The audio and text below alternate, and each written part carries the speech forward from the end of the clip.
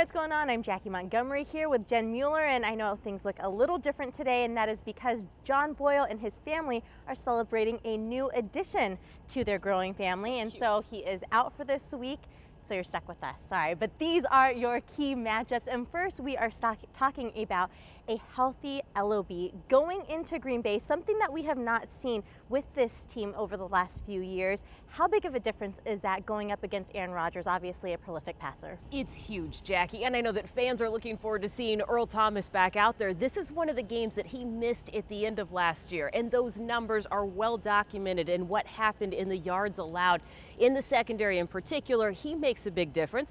2 years ago, it was Cam Chancellor who wasn't part of that matchup, so having both of those guys back is going to be huge. The Seahawks have not fared well at Lambeau Field. In fact, in the last 3 meetings there, Aaron Rodgers is perfect, 3-0. He's got a passer rating of over 100. He's thrown 6 touchdowns, no interceptions.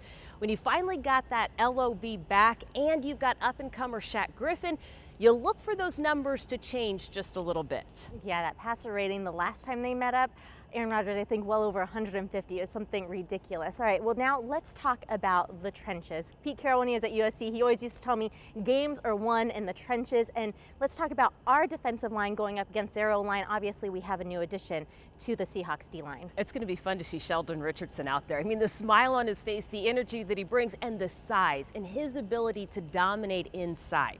We want to see what that revamped defensive line looks like. And it looks like there might be some opportunities against an offensive line that is having some injury issues for the Packers. Now, right tackle Brian Bulaga did practice this week, but he was injured in week 3 of the preseason, so you know that he's not at 100%. They've had to make some changes there. Jari Evans coming in the offseason. We got familiar with him last year during training camp, and I just think at this point of the year, defense is typically ahead of offense, gives the Seahawks to come out and set the tone early and kind of just, you know, get that vibe for the rest of the team to follow.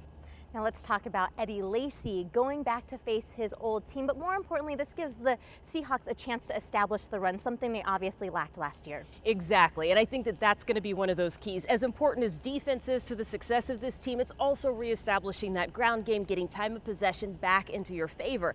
Eddie Lacy wants to perform well against his former team, but more importantly, he does want to be the tone setter. Thomas Rawls practiced this week, but again, not quite at 100%. There's a lot of options, though, between Lacy, Rawls, Procise, McKissick, and Chris Carson. And what Mike McCarthy has said, head coach for the Packers, it's a difficult unit to face because no one running back is alike. And this is a Packers defense that has slipped in the rankings in the last couple of years, 22nd overall in total yards allowed last year.